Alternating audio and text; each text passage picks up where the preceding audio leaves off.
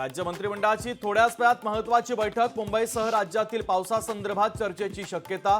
बैठकीत कोणते महत्त्वाचे निर्णय घेतले जाणार याकडे लक्ष। ओबीसी आरक्षणासंदर्भात सर्वपक्षीय बैठक रद्द। पावसामुळे बैठक रद्द झाल्याची माहिती। सर्वपक्षीय बैठक आज ऐवजी उद्या संध्याकाळी होणार।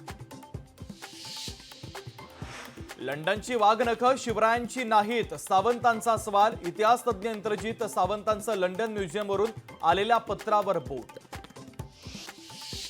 मुंबईत विक्रमी पाऊस झाल्यानं पाणी तुंबलं। आजचा दिवस राजकारण करण्याचा नाही, पाणी निसरा वेगानं होतो याचा अर्थ यंत्रणा यशस्वी। मुख्यमंत्री एकनाथ शिंदेंचं विधान।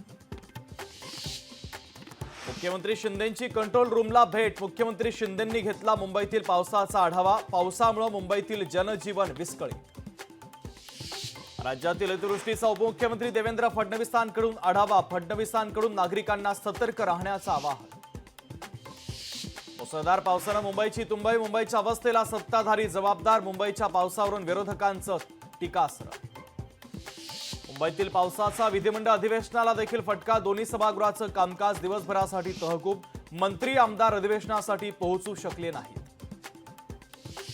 राज्यासाठी पुढील 48 तास अत्यंत महत्त्वाचे। राज्यात 48 तासांमध्ये सर्वदूर जोरदार पावसाचा अंदाज। कोकणासह मध्य महाराष्ट्रातील घाटमाथ्यावर अतिवृष्टीचा अंदाज। मुंबईच्या समुद्रात मोठी भरती। समुद्रात 4.40 मीटर उंचीच्या लाटा उसळणार। हवामान विभागाकडून मुंबईकरांना सतर्कतेचा इशारा। वाशी रेल्वे स्टेशनवरून पहिली लोकल रवाना। तब्बल 6 ते 7 तासानंतर वाशीहून सीएसएमटी साठी लोकल। हार्बर रेल्वेच्या प्रवाशांकडून सुटकेचा श्वास।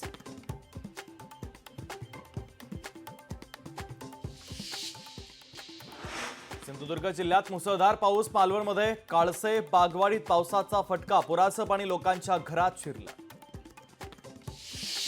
रत्नागिरीतील राजापूर येथील पुरात अडकलेल्या 56 नागरिकांना वाचवण्यात यश। बोटीच्या सहाय्याने अडकलेल्या नागरिकांना सुरक्षितपणे काढलं बाहेर। अकोल्यामध्ये पुरात अडकलेल्या 14 मजुरांना वाचवलं।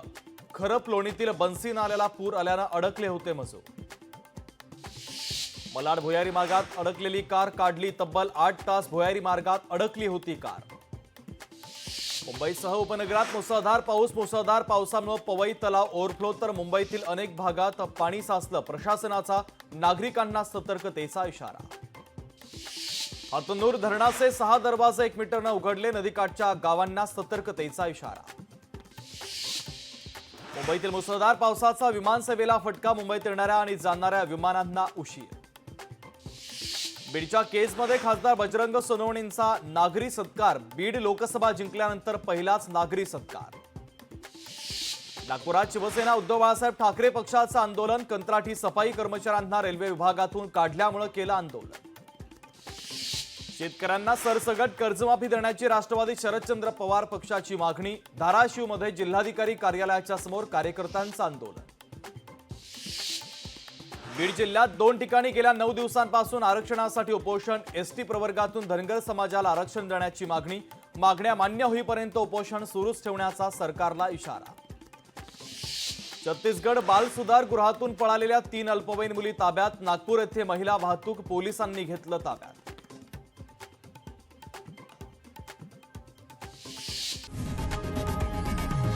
लोकशाही मराठी ऐका, पहा, जागरूक रहा।